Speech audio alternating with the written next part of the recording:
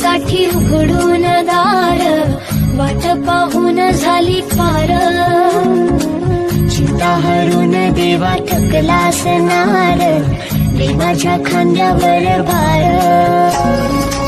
थोडा इथं टेकून जा, घास खाऊन माझ्या हातातला.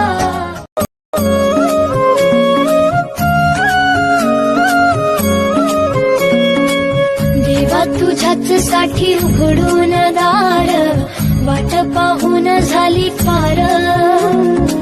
चिंता हरून देवा थकला असणार, देवाच्या खांद्यावर भार.